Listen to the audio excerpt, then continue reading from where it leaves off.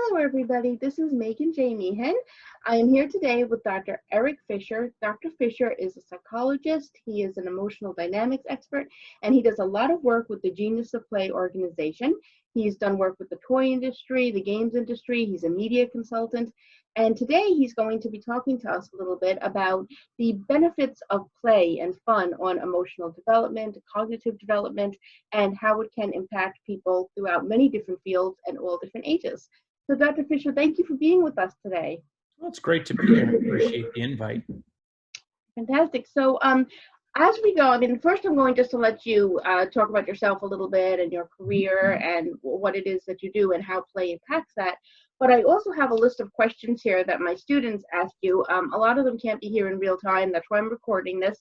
But I'd asked them to ask you questions, leave questions for you in a discussion forum, and they did that. So we're going to go over the questions. I'm just going to be giving the students first names only, but if you can answer their questions, I'm sure they'll be really happy because they were very interested in what you do. And they're very interested. A lot of this course does center on topics like entertainment, education, and games-based learning, and they find that very interesting. So we're always happy to hear a professional opinion on these things. Excellent. So can you just tell us a little bit about your career and about how you got interested in the impact of play and how that informs various areas of people's lives? Sure, yeah. I've always been somebody who's been out of the box, even from a little kid. I played in the sandbox and also, with my dog and things like that when I was real little, but also was very active. And as I got into graduate school and even in high school, I coached kids soccer teams. And I'd actually won an all-star tournament with the 7 to 9-year-old age soccer team. And I think part of that was just the way I approached soccer. When kids would ask me, if they won the game, I said, "Did you have fun?" And they'd say, "Yeah." They said, "Then you won." And that's to me, the most important thing we want to look at is our kids having fun, because fun equals learning. Fun equals engagement. And if we look at sports, there's a stat that says about 70% of kids drop out of competitive sports because they stop being fun and they become about winning, not teamwork, not learning, and all those other things that are really important in that process. But then what do we also lose?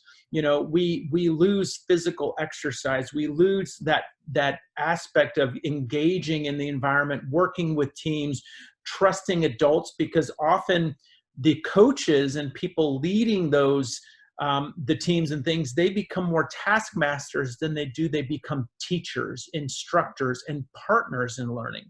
So as I got into my field of psychology, I always would play with kids just from the beginning. It's not that I was trained as a play therapist, but I knew the importance and value of play. And then eventually CNN was looking for someone. They wanted to do a special or a segment on creative work with therapy, and they liked the way I did my work. And I actually have a video outtake of something that just happened off the cuff when they were shooting their segment. I'll show in a little bit. But this continued to evolve and to see how games and different other aspects of toys and objects can be used as teaching tools. And with that, then, like I said, I always was interested in teaching. So I got involved with the media, the work with CNN. They liked my work on camera, so they started calling me in to do more media work. And because I approach things from looking at the ways we look at power and the integration of emotion in the ways we look at power, it allows me to comment on a lot of major news events, from some of the more tragic events in our cultures to even world events and world political. I've talked about elections and why things happen with elections the way they do.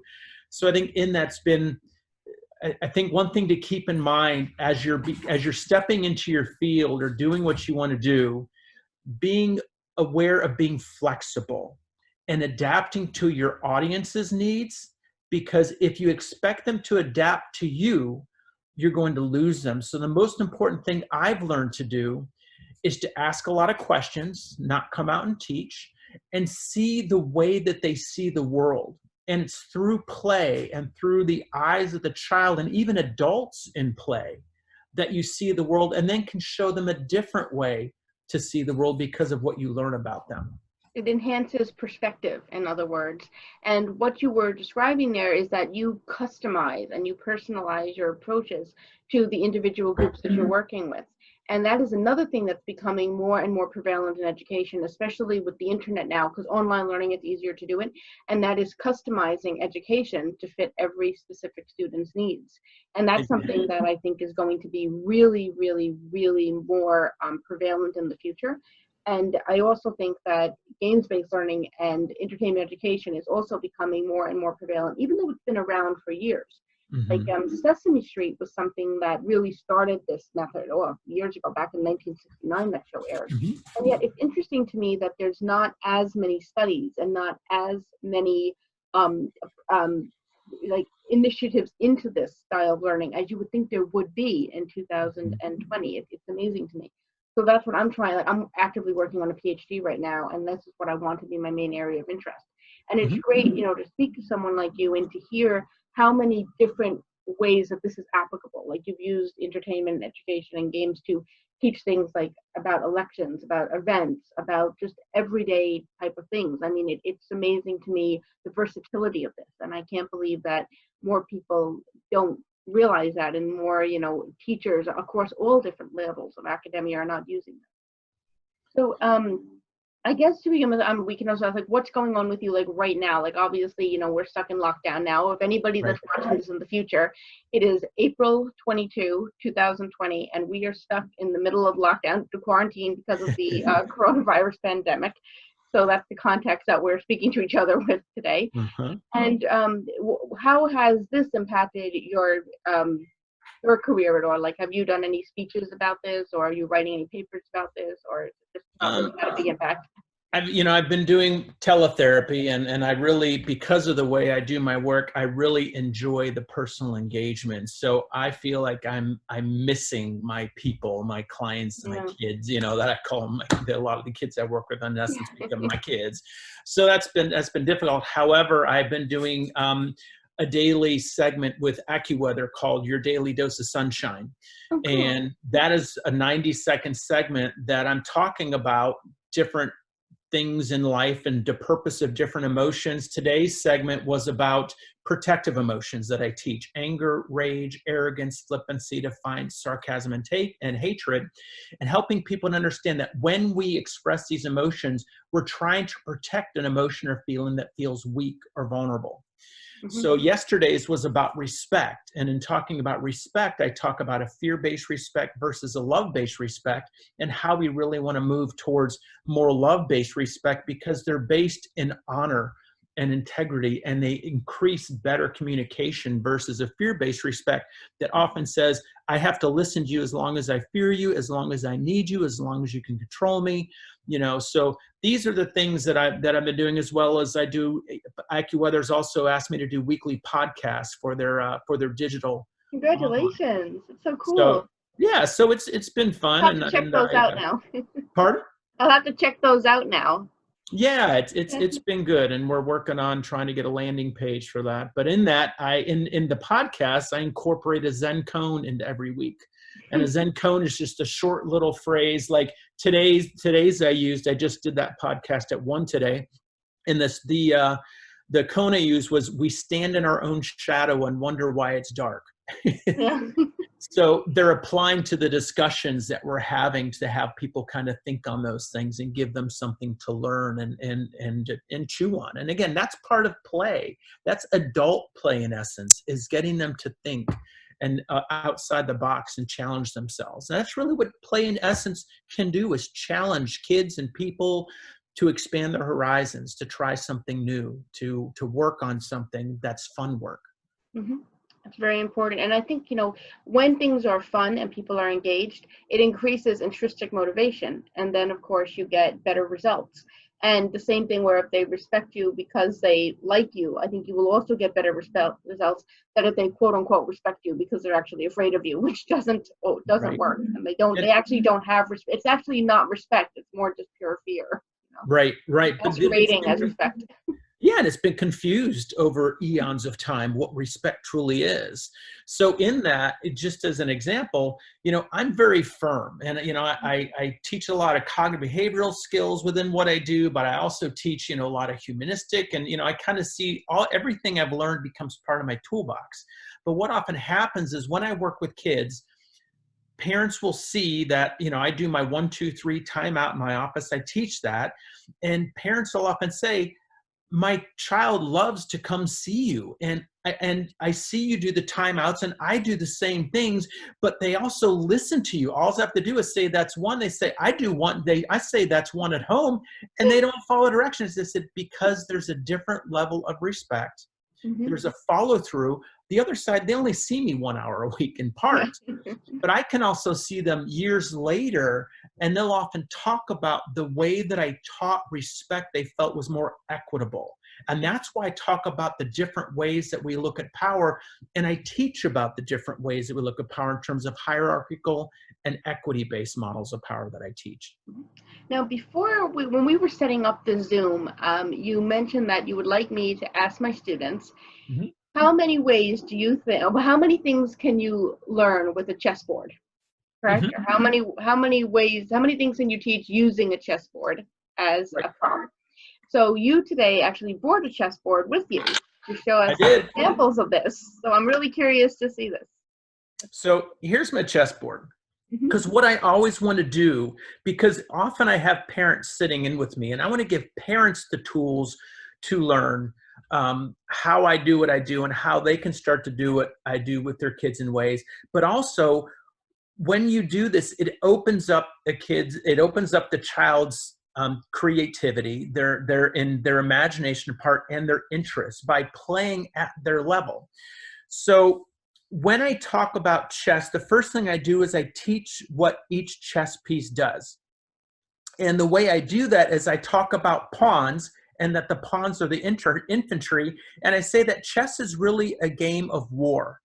And how it's a game of war is it goes way back to what each piece does. So you want to understand history and how they fought battles and wars, which, obviously a lot of little boys, and, they tend to be more interested in some of those things. But I also teach strategy in that too. So I'm talking about what each piece did historically. So when we looked at the idea of why does a pawn attack or move straight forward and attack at an angle, well, it goes back to the way they used to fight with shields and swords. Mm-hmm. So I talk about understanding your skill set and what the strength of each piece and what the weakness is, because I'll say, well, if a soldier would open up their arm wide open and try to, jab with their sword straight forward, they open themselves up to hurt. So they hurt themselves versus, trying to defend or attack as they're made to do in this game. So in teaching what each piece does, we go into a little bit of history. But in this, I'll ask kids, so is chess a one-on-one game or is it a team sport? And they're like, well, it's one-on-one. It's me against you. I said, well, think about it. You are the coach, and you are the coach, or in essence, the king of this team, of your army. So in order to be a good coach or even a good team or a good leader, you want to understand the strengths and weaknesses and uniqueness of each piece and what it does. So in other words, like I said, we have to understand what the pawn does, that it can't move backwards, that if we get the pawn to the end of the table, we can get another queen or another piece. We have to understand that the rook, can slide all the way across the table and back and forth and side to side, but it can't do what the horse does. The horse actually leaps between the pieces. It doesn't leap over. So we talk about, even though it moves in an L shape, we can use the visual side of this process. So what I'm doing almost always in everything I do is I'm incorporating visual learning, kinesthetic learning, and auditory learning. Because one thing that every teacher really should always have in their mind when they get new students is first understanding what is the primary modality that this student learns with. And if I can incorporate all three modalities into the learning process, you're more than likely going to reach at least one of them and therefore keep their interest and their engagement. Okay. So when I'm doing this and we're doing this and they're starting to move the pieces, then I'm teaching them and they're learning and we're learning through all the modalities. So in this, I say, like, to be a good coach, you want to know what each player does, what each teammate does, and how to work them together. Because sometimes when I play a game, I'll purposely lose a piece. And sometimes I'll let them take my queen. And they think, they'll feel like they got my queen, but I use it as a teaching point because invariably I'll still win the game. I said, I just lost my most powerful piece. What am I going to do? And then I say, do I know what my other pieces do? Because can I use their strengths to continue to win? I think a lot of times what kids don't learn is resilience, and they don't learn to be flexible, and they don't see the interest in, why do I have to learn algebra? Why do I have to learn English? Why do I have to learn geometry? I'm not going to use that the rest of my life. But what I want to teach in that is that every piece on the game board of life is valuable. And even when I talk about with kids, I talk about a spiral of knowledge that starts at the bottom and is with the first things we learn. And as you get older and older, that spiral gets wider and wider because we learn more and more subjects. And that becomes the springboard that propels us in life. So here, just with the example of the chessboard, I've taught them about strategy, teamwork, problem solving, being proactive, being adaptive, resilience. And then when I watch them play, what I don't do is I don't play to lose.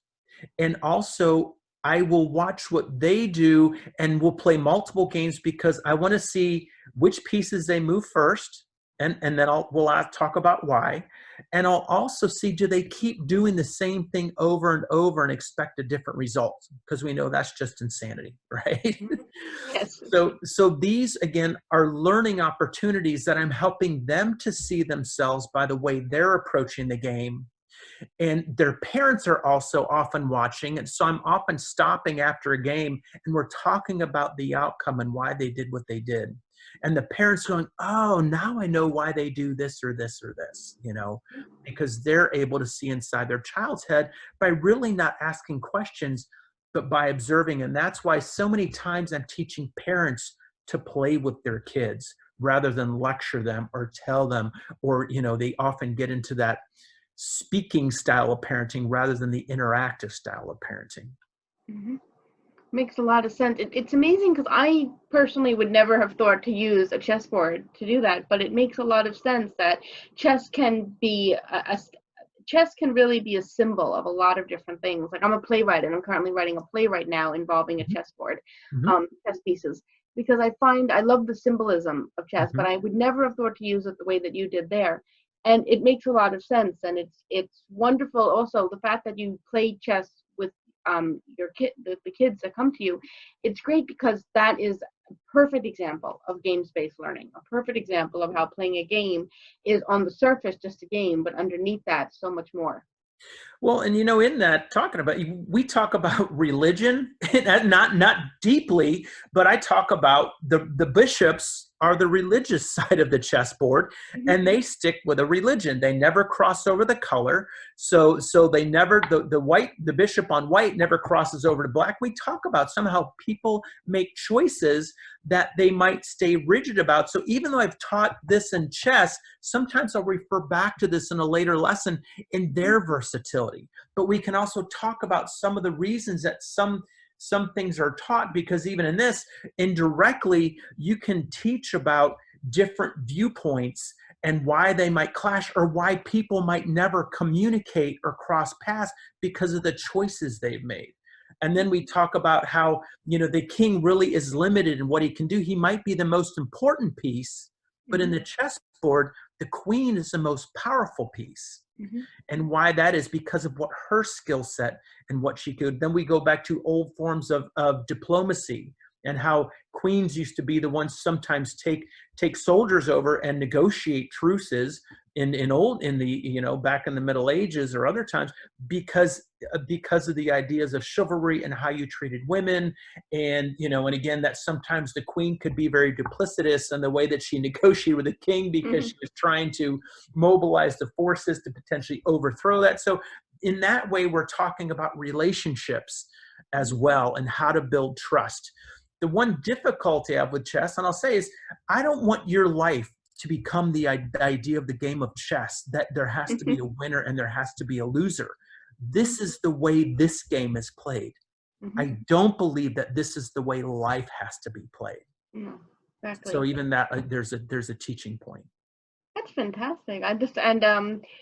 I mean, it's phenomenal, because I don't think that many people would think to do that. So your approach is so unique, and I can definitely see how that appeals to like the toy industry, the game industry. And when you got involved with the Genius of Play, I mean, how exactly did that begin? Because the Genius of Play is an organization that is dedicated to promoting the values of play. So how did you get involved with the Genius of Play? Did they see some of your work, or did you reach out to them? I mean, how did this start? I was actually contacted and was helping somebody who created a toy to sell that toy, because I loved it. It was called Cube It To Me. And you could, and it was a cube that had different pockets in it, that had different cards that you could use for quizzing or asking emotional questions or all kinds of applications. And I really tried to promote the heck out of that. And because of my media connections, I tried to get her connected to CNN and some other outlets to try to get it promoted. But in the process, she then moved to being head of the Toy Association in Chicago. And when she met with the Toy Association, the national group, they were talking about the Genius of Play. And she said, I know the perfect psychologist to help you. I think the thing there is that relationships are important. We never know where relationships can go. And that's why, to me, everyone I meet with, I see as my customer.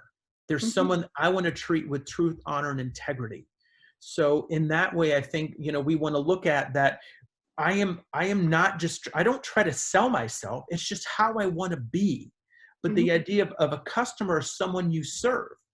And if you see everybody as people that you serve, you're going to treat them in certain ways that you don't demand respect. You treat them with respect, and respect is returned in kind. You know, and that's what I think why these things work out in my life. It goes back to just what you said about the chess, the choices you make.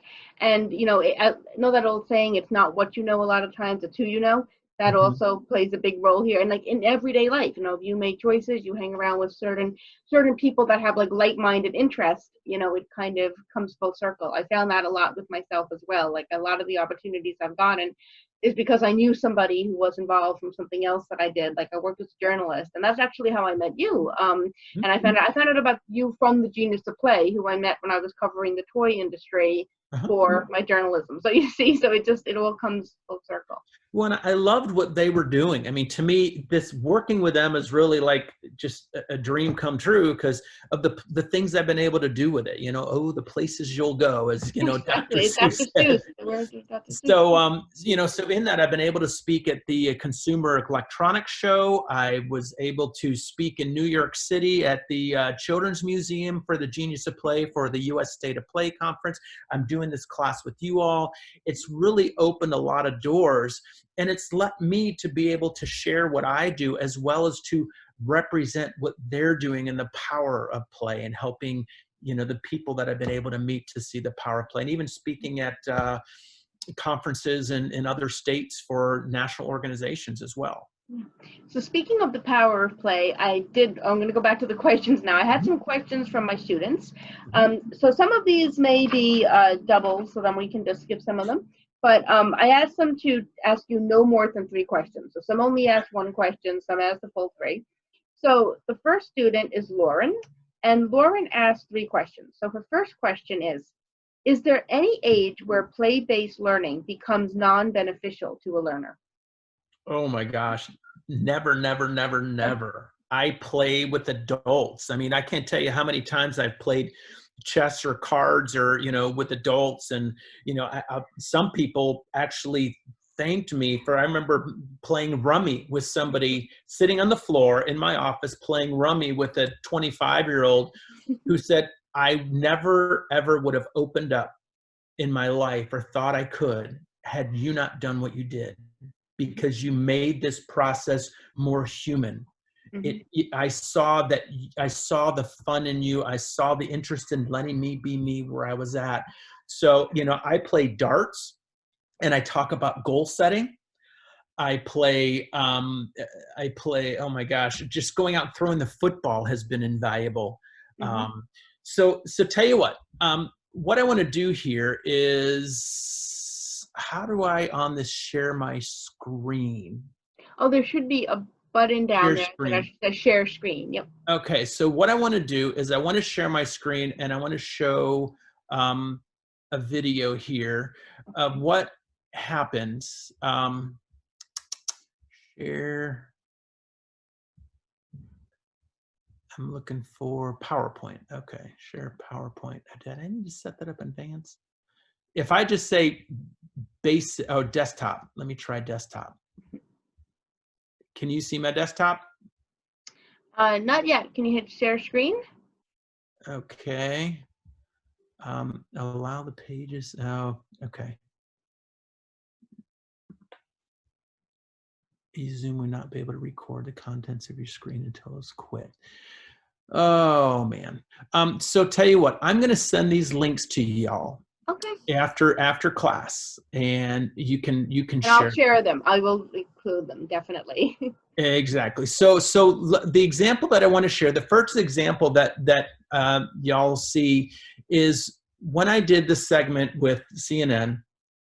I was working. I had one of the kids I'd worked with a couple years before. He hadn't been in years, and they wanted to see the example. So we had been throwing the football and rollerblading, and just showing how communication. Well, he started walking up with his log, and the camera's still rolling, and his mom goes, "Put that away." I said, "No, bring it over here. Bring it over here."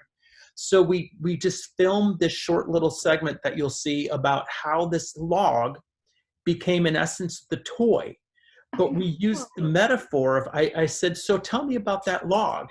And he talked about, well, I said, "The log is a piece of a tree." And it is, yeah. And I said, "And see, it kind of gets chopped down." He said, "Do you ever feel that way?" And he's like, "Yeah." And then he started picking the bark off the tree. I said, "Do you ever feel like people pick your bark off your tree?" And he said, "Yeah." And he goes, and I said, "What do you want to do?" And he goes, "Pick their bark off." So what happened in this moment is he lost the idea of the camera being there. He wasn't really thinking about what we were talking about, but in that moment, we became immersed in just in a log. And then we talked about how old the tree was.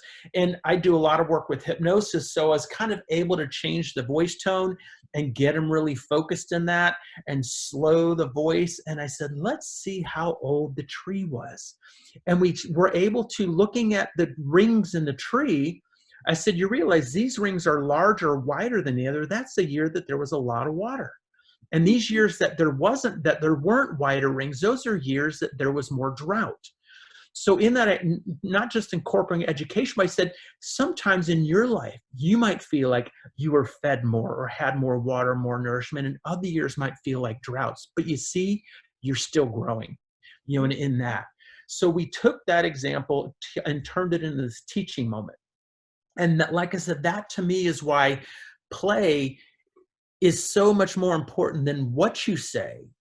It's what you do while you're speaking, and what you do while you're exploring, and the way you then go about doing it. And that becomes the tool, not me, but they become the tool, and that becomes the tool. And I just have to be able to seize those moments and see the opportunity to inject learning.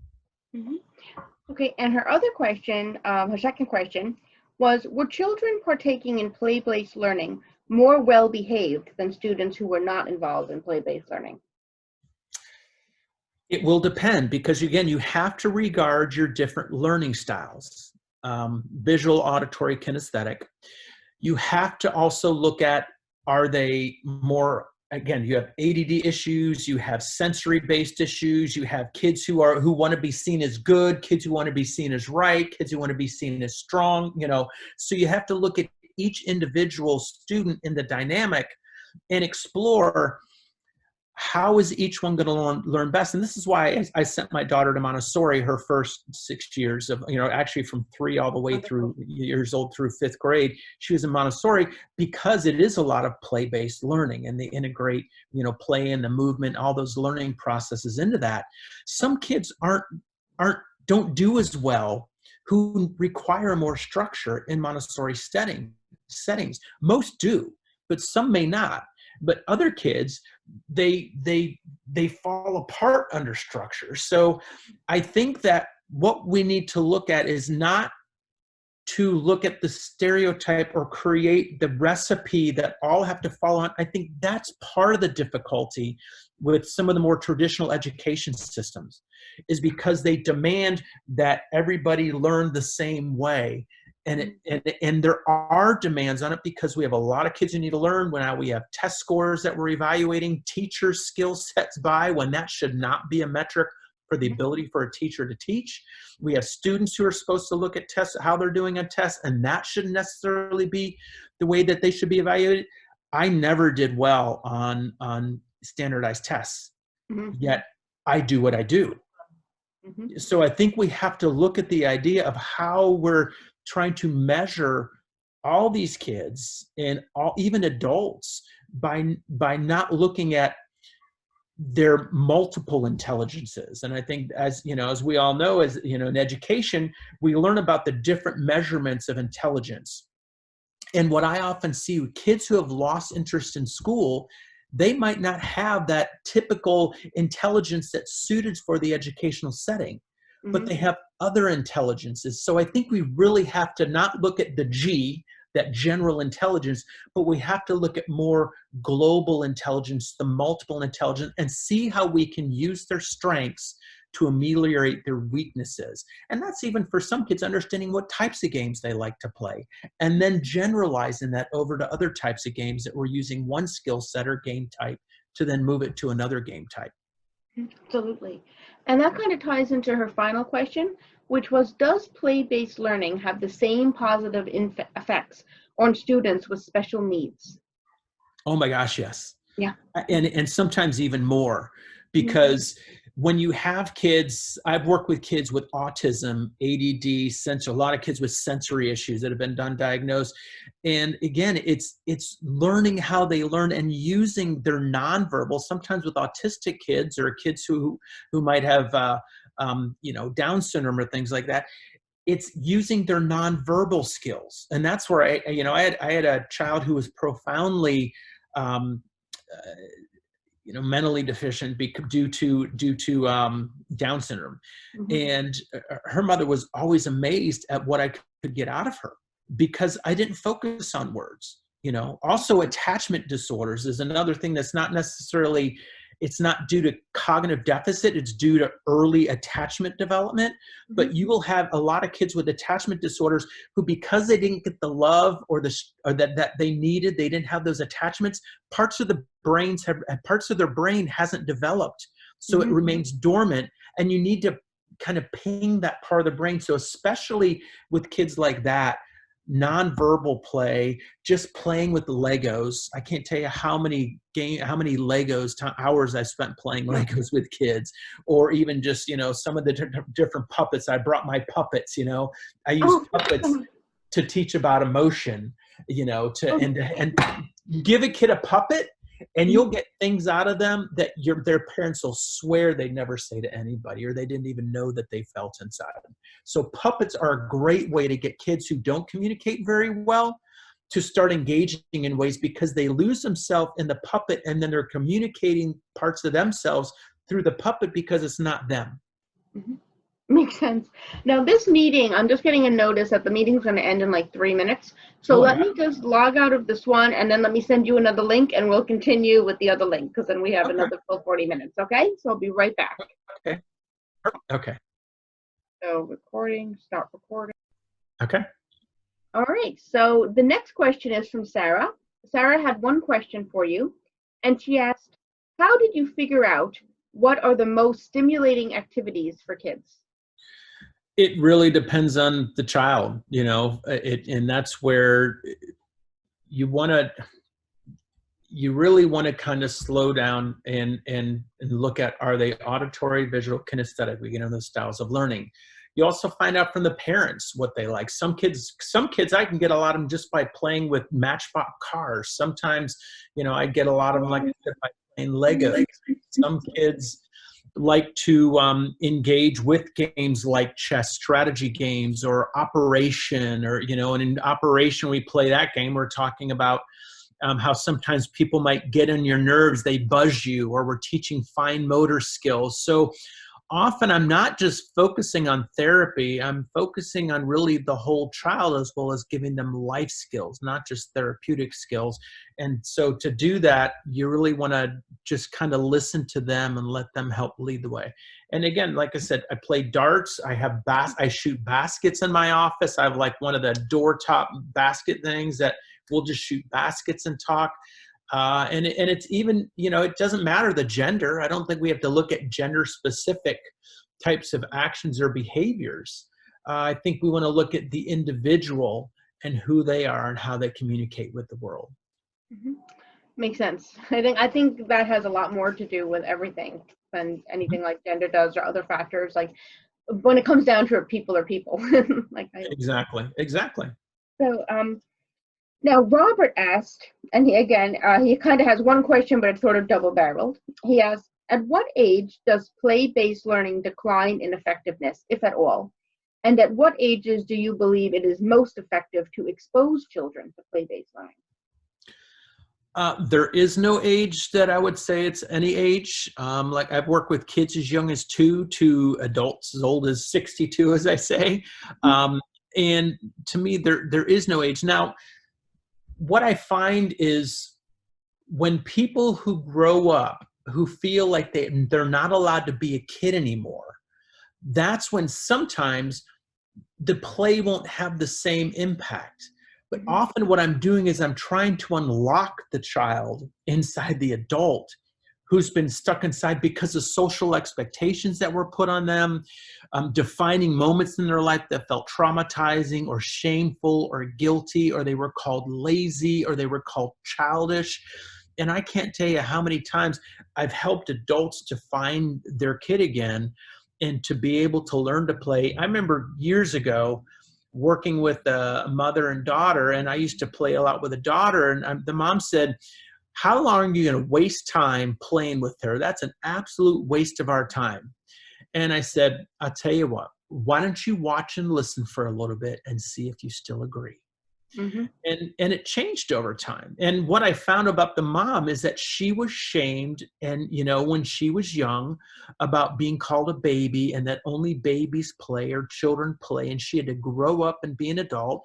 So again, we look at these defining moments that we lose ourselves. So never let play stop you, and never stop playing, because and that's the one thing I've in my Daily Dose of Sunshine segments, one of them coming up this week on AccuWeather is actually me standing in my daughter's treehouse. There were two, we filmed it twice, 2 different ways, and one was on a swing, where I talked about one of the most important things that parents and adults need to do these days in this time is play. Whether it's board games or online or swinging on swings or climbing a tree with their kids or friend or spouse or whoever, let yourself know that it's okay to be active, and not just in a ways adults are supposed to be active. Because like I said, we have to understand that some of our tension and stress is about the little kids inside of us that have been stuck in time, that need to express themselves and let themselves out. Well, that kind of plays into the question that Amanda asked. So she asked you one question, and I think this is a great question. She asked, how do you think growing up with play-based learning would impact a teen's mental health? My daughter has always been, when I used to do Genius to Play videos, and that's one of the links I'll send you, but she was my sidekick. She would interview me, and also we did it. The video I'm going to send is one on creativity. But we've always done play together. And to me, she's very well adjusted. I've taught her a lot about emotions from the beginning and through play and things like that. But to me, it's an amazing way to keep a child balanced growing up through life. That we have to see the value of movement, the value of the secondhand and really primary and secondary learning that happens through play, especially in early ages. So let's look at other countries now. So Europe and in Finland for specifically, they actually work in play breaks. Every 40 minutes or so, they have times for kids to just disengage from learning and play. In China, they also incorporate those times for play, but also they seek to integrate some of those pieces. If we go, like I said, we can look at Montessori and how a lot of their things are play types of learning and working through that. You look at how kids role play through playing with dolls, whether they're Barbies. I think one of the most damaging thing we do or have done to boys is to say they're not allowed to play with dolls. Because they learn compassion if they're playing, even with, if they're playing with a Barbie doll, they're learning how to potentially be a better spouse. They're learning about emotions that are okay for women and men to have. Like I said, that's why I go to puppets, because puppets can feel anything and do anything. And this one can be about fear. The fear the armadillo rolls up inside. Oscar's kind of grouchy. Cookie Monster's kind of controlling. So it's even better if you can make the voice while you're playing. You know what I mean?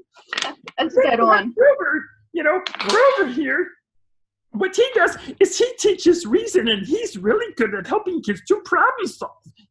So again, when you're able to do things like this, whether you're the parent, the teacher, the therapist, or even the kids, and you can tell I was a bored kid because I learned all these voices, and then lots of voices dead on. That's amazing. You sound like you could go work with the Sesame Street workshop. Well, heavens to Murgatroyd, Earthling. So there's Marvin Martian and wacka, wacka, wacka. That's a talent. That's a head of talent. I couldn't do that in a month of Sundays. Well, thanks. But again, these are ways that I've never lost the ability to play. And I think that is what has helped me in life, especially in stressful times like this, and helping, like I said, to reach other people who felt unreachable. They say the same thing about comedy. Like, a lot of people are saying, how can you have memes and jokes about what's happening today? But honestly, I think you need comedy even more in times like this. And the same thing goes for play. Absolutely. And that kind of ties into my next student. And Felicia asked 3 questions, but the first one that she asked really does tie into what we were just talking about, the importance of play. And she asked, what are some of the negative aspects behind denying children the opportunity to play? Oh, man. The question is, what are you losing the opportunity for? What are your missed opportunities? What modes or manners of communication are you missing? How are you stunting their cognitive development, their physical development, their emotional development? We go back to what I'm talking about are the Genius of Play 6 competence areas: cognitive, creative, communication, social, emotional, and physical. When you shut down play, you're losing often those modalities, sometimes altogether, or sometimes one over another, or sometimes just one by one. And play is so critical for creativity.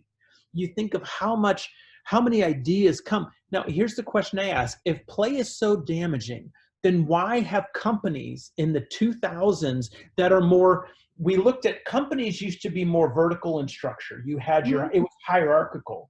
And now they moved to be more horizontal. Yeah. Right? So, and what they've done in there is they've integrated in these great think tanks and creative places, ping pong tables, pool tables, video games, basketballs to go shoot. Why is that? Because they see the value of play in creativity and teamwork and building strategy. So that is what we missed. And to me, that's what we missed culturally for years. When we became a more industrialized society, we developed a set of rules. Our education system became structured on industrial age and people sitting in lines and in desks and doing all the things they did. How many geniuses did we lose out on? How many, Ben Franklin, who had all these ways to create all these inventions that to me was part of his essence of play, in essence, and his creativity. So it's a long answer, but it's a huge question. So gosh, I do that because I think of so many.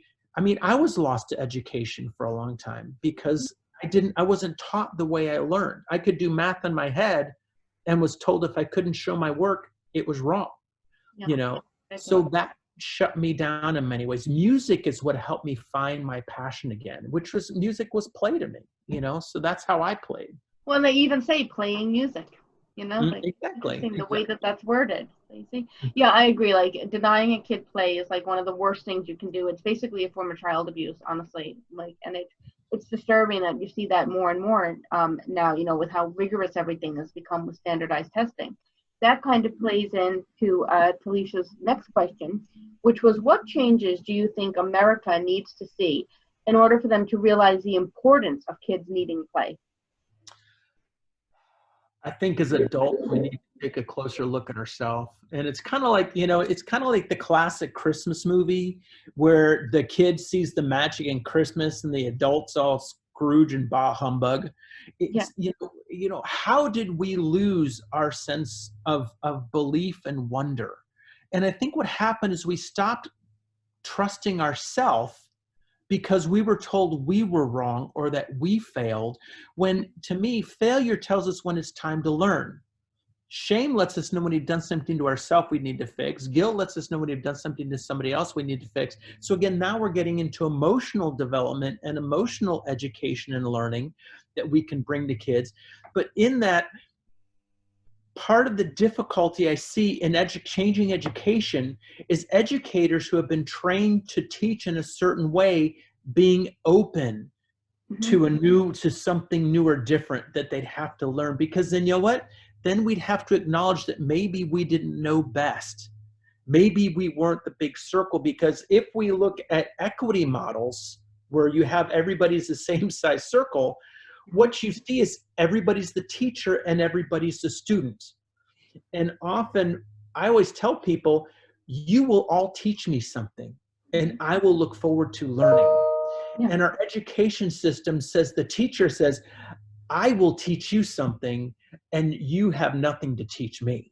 That's what I see often, unfortunately, in education systems, that the kids lose their passion, they lose their creativity, they lose their drive, they lose the passion to learn. And again, that's why I've always been careful where my sister's gone to school. And even now, she's got her ADD issues and some sensory issues, and she is in a college prep. She is actually in the Duke TIP program, which is great. Congratulations. Right. And with having these issues, but it's because she learned the value and that learning could be fun, that she's excelled. And she loves to draw and she's a great artist. But in that, she's also, because of her hyperactivity, her teachers don't mind her drawing, because she can also show that she listens while she's drawing. Some kids, to be able to have them play with something in their hands, or other kids sit on a wobbly chair who have sensory issues, again, that's where you have to be aware of the individual strengths of the child.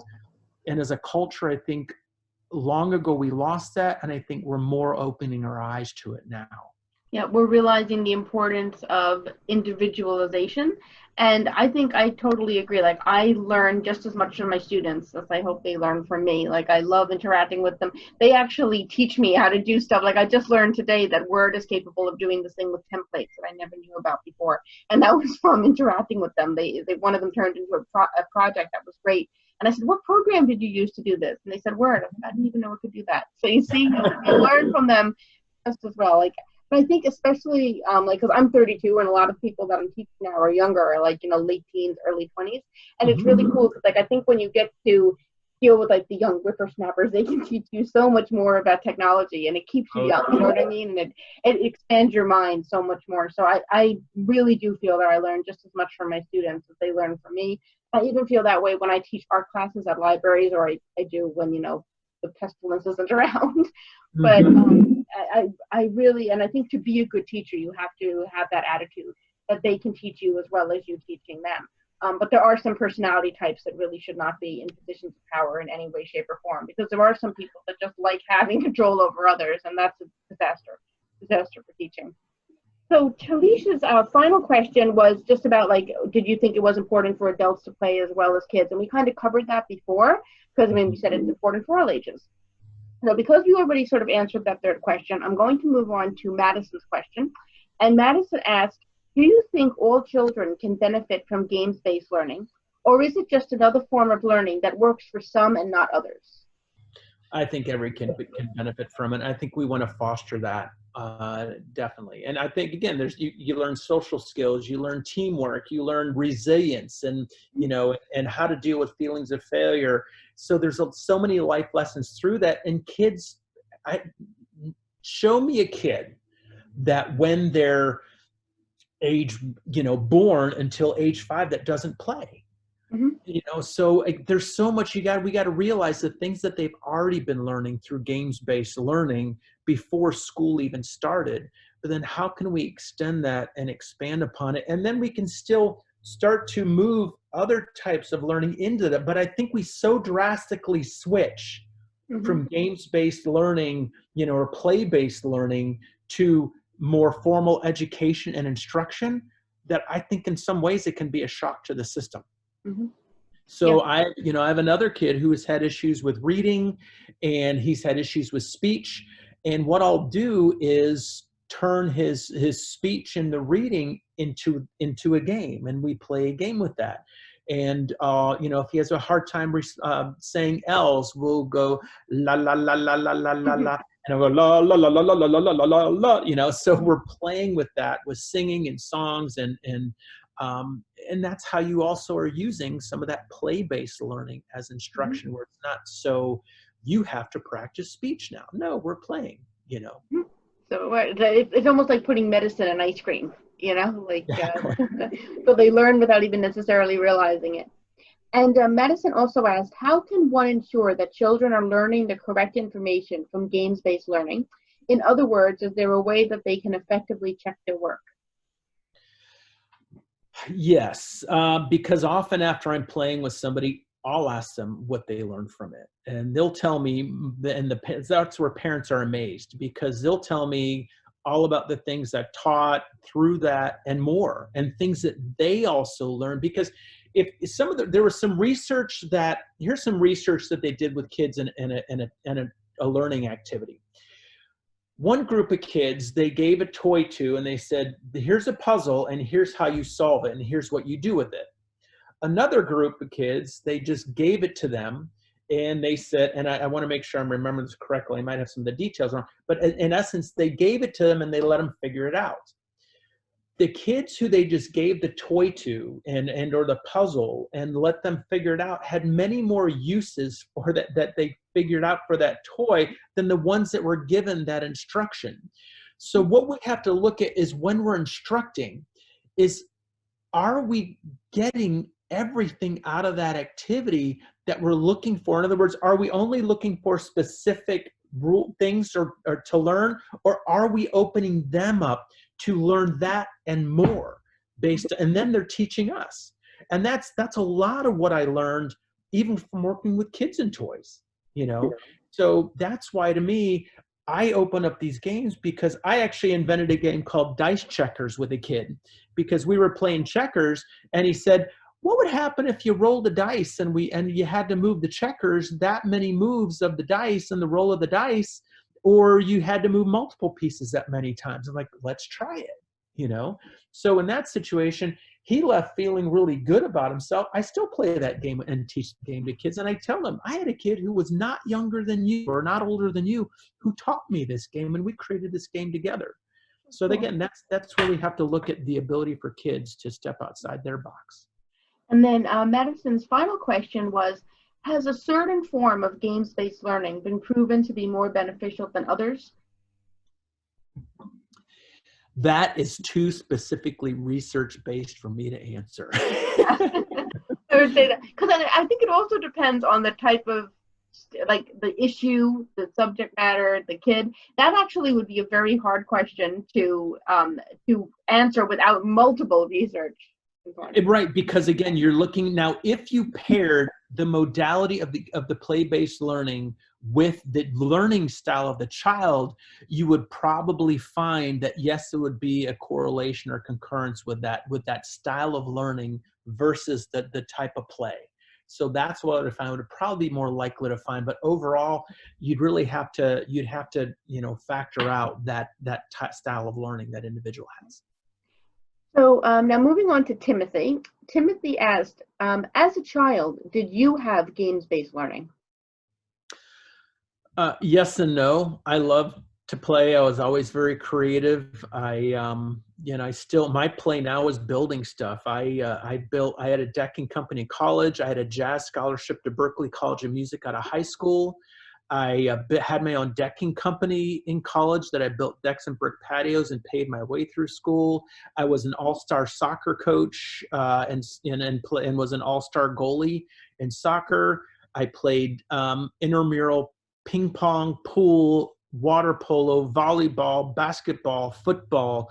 And I played a lot of sports as a kid, but play has always been a critical part of me. And I would say educationally, not so much, but it was because I'm ADD as they come, and I've always been very creative. I had to find fun ways to learn. Mnemonics were fun, and finding those mnemonics to create songs or different visual things to help me remember things. That was something I did that incorporated play. I was the class comedian often because I couldn't sit still. And because I like to joke around, sometimes it went too far and I became the class clown, but so intuitively, I think I've always been a play-based, game-based learner. Educationally, I don't think I was allowed to be. And hopefully that's changing now. That's what I think a lot of people in our fields are trying to change the dynamics a little bit there. Right. So now Timothy asked, again, I'm going to kind of combine his other two questions sort of into one, because it's basically along the same lines. So he asked, do you think there are any topics in the classroom where games-based learning isn't applicable? And what do you feel is the hardest lesson to teach through entertainment education?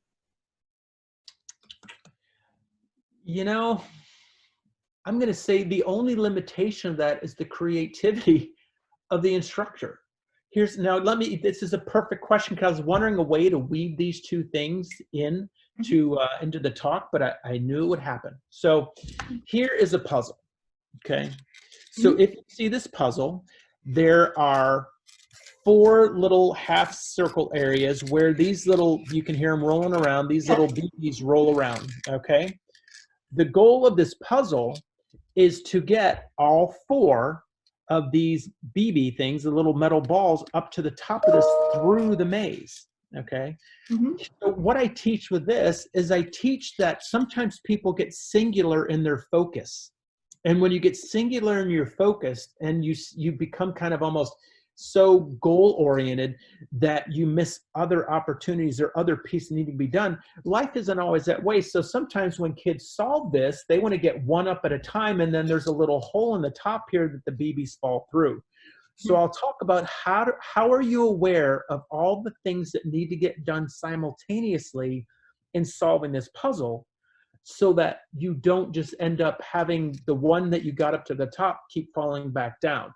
So that's how I teach about multitasking, but as well as goal setting and awareness of the whole task, not the singular task. And then we can talk about getting overwhelmed in pieces like that.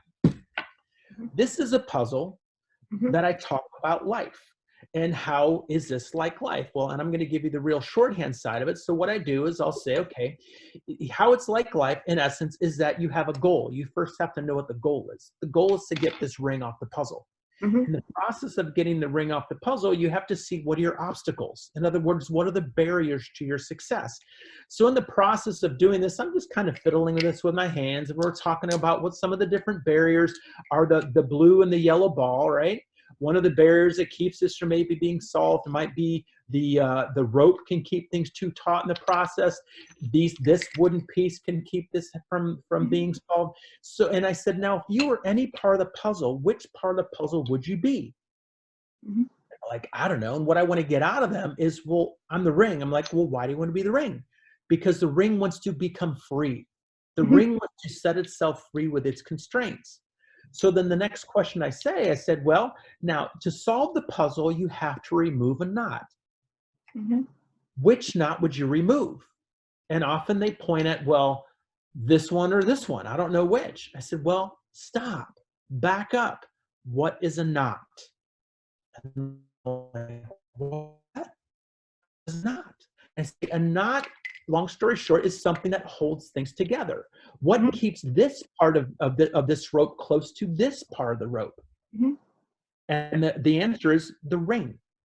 And I said, but I thought you said you were the ring. And they're like, well, yeah. I said, well, then if the ring is making the knot that's potentially the barrier, then doesn't that potentially mean that we become the barrier to our own success? Mm-hmm. We're the knot that keeps us from succeeding. And when we figure that out, can't we often then find what has been happening in our life that's keeping us stuck? Mm-hmm. So in this, it's a whole journey to teach about life. Mm-hmm. It's a journey to teach about obstacles. And you know, and even in this, I have these Zen cone cards that I teach with, and I teach about life. I teach about how every day is like pulling a card and looking at the mystery of each day. Well, this cone here says we stand in our own shadow and wonder why it's dark. Mm-hmm. So that is a perfect cone to tie to this activity about, it's not that other people are really messing up our life. Mm-hmm. It's that they're the teachers that through their actions give us the opportunity to learn what we can learn, to see how we can make the most powerful choices in our life. And then what I teach about is when you can unsolve the problem you solved, you know you have truly learned. In other words, when you can can solve the puzzle back and forth, that's when learning occurs. Mm-hmm. Okay. So these are two different subjects that I taught through play. I teach about integrity through stacking up these, and I know again these are longer answers again, but it shows you the versatility. So this is a task that I teach to talk about integrity. Mm-hmm. So what I'm teaching here, I'm talking about structural integrity, I'm talking about personal integrity, I'm talking about center of gravity. So we're talking in essence about physics, but it's really about the self, because I can't stand these things up very high if they aren't in alignment. Yep. But here, when things are in alignment, and integrity is really about if our personal life, our social life, our academic life, our behavioral life, our relationship life is all in alignment, then that's where we find integrity from. So again, what I hears through this is we have to look as the teachers for the ways that we can bring in even the most crazy ideas that we might call crazy, but speak to people in ways that get them to see the idea in a way they never thought before. Mm-hmm. And that through that sense of novelty, you also increase engagement, creativity, learning, understanding, because it's just stepping outside of the path that people expect. And I think that really shows the total versatility of this. Like in my opinion, like I wanted you to answer it obviously because you're the professional, but in my opinion, I think everything can really be taught through games-based learning, entertainment, education. I think to some extent every type of academic subject, and even as you said, really broad, huge subjects like integrity and the meaning of life. I mean, everything, and like people's placement in life, all of that makes a big, big impact. Mm-hmm. So now we have 10 minutes left and 2 questions left. Okay. Only 2. So Janice actually had asked 2 questions, but the first one was about how you got involved with the Genius of Play, and we talked about that earlier. Mm-hmm. So her question is very relevant to right now. And she said, based on the recent events of COVID-19, what are some of the things that stood out to you when observing children during quarantine? Like you mentioned, you've done some Zoom meetings. You know, the difficulty is I've been, really limited in my access to people. I'm doing more video sessions and things, and like we all are. Yeah, exactly. So, it's more just what I know about kids. Now, here's something that I do want to bring up relative to this, and this has to do with trauma. There was an article that came out, and it was a headline on the news that said that not only are seniors right now going to have to deal with, missing out on their proms and their graduations and things, he says, but this might change the whole way they view their life and traumatize them. Mm-hmm. And one thing I know about doing a lot of trauma work is trauma is perceived by the individual when they know that something happened that's beyond the scope of normal or beyond the scope of, extreme. So the example I always use is, because I've worked with a lot of people that trauma, when they tell me about situations in their life, no matter how young or old they were, I'm very careful how I respond, because there are people who were patients who went to a therapist or whoever did the work with them, who, when they told them a story, like, oh my gosh, that's horrible. How horrible that must have been. And what I know happens is, as soon as we have that experience that something's identified as outside the bounds of normal experience, we go back and reinterpret our whole past experience. Make it worse. Exactly, because now we've identified it as traumatic, and then all the emotions that come with trauma, and it affects safety, security, and all those pieces. So when I'm on the news, and I've done so many stories on school shootings and theater shootings and bombings and all these things, first I'm telling parents, turn off the news. Watch the newspapers and magazines that are out for your kids to see. Make sure that how you're responding, and talk to them. If they're younger than 12, what really needs to be discussed with them? If they hear something in school, let them know they're safe. So a lot of this is, I'm coaching some parents in how to respond to their kids in these times, to help them to make sure their kids know that, you know what, we're okay. This is something different for all of us. If you're feeling certain emotions about it, talk to me. If you see your kids who might be responding with more anger, then know that anger protects. So what are they protecting? Feeling out of control. And the need for control is always based in fear. Are they protecting fear? Are they feeling helpless? Are they feeling just frustrated that they can't do what they need to do? So to me, it's the adults in the room that really need to be aware of how they're feeling and how they're responding to these things, to set the stage for how kids react and respond. Makes sense. So now we're back to the last question. We have about 5 minutes left, and this is the final question. It's from Jordan, and she only has this one, and she asked, if there is one thing you could change about your work today, what would it be? To be able to do it for free. Really? I love what I do. To say that, there's like an emotion that really comes with it, because I've been blessed to be able to do a lot of my work for free, because I don't do it because I get paid. I do it because I feel that it's what I'm meant to do. I go to Haiti and I teach about communities, and I even and I do it to whole groups of people that more and more and more have come every year, and I use play in that and elements of play in that.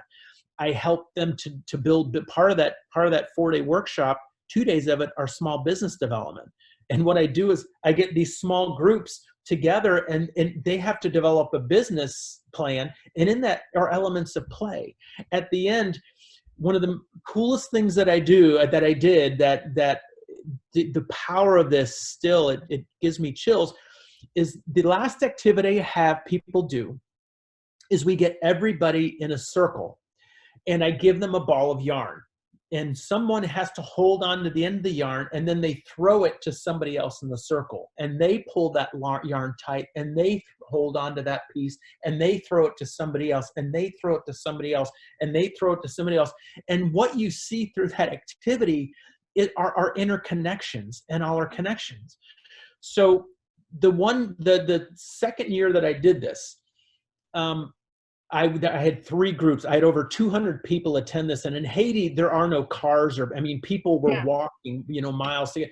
So that all these people came was the first blessing. And then what I'm outside helping another group, and I start hearing this chanting.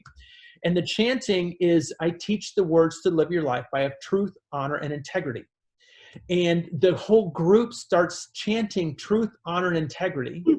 And I go in there, and in the middle of the circle of this web of the yarn that's all interconnected are the kids on the floor who were part of the school, and I just am in tears. And I stop and say, do you see what you created? A community. Because communities don't exist without trust. And you involve your kids in the community, and you found your interconnectedness, and you figure out how to solve problems. And now you're going to build businesses in your community. And all these people are jumping up and down, and they're singing this song that's, it's me, it's me who makes community. It's you who makes community. It's we who makes community. They're also singing this song and walking in circles together. So this is the power of what play can do when we see creative ways to weave that into our everyday life and learning activities. Great. I mean, I agree with everything that you've said. I mean, this has been a wonderful conversation. I really thank you for joining me today. I know that I said an hour, and this went quite a bit longer. But thank you so much. I mean, I think that you did a great job responding to the students' questions. I think they're going to love listening to this. I love the props that you used. You're such an interesting man with so many different experiences and so many different insights. And it's always a pleasure to speak with you, really. And I appreciate you being here today.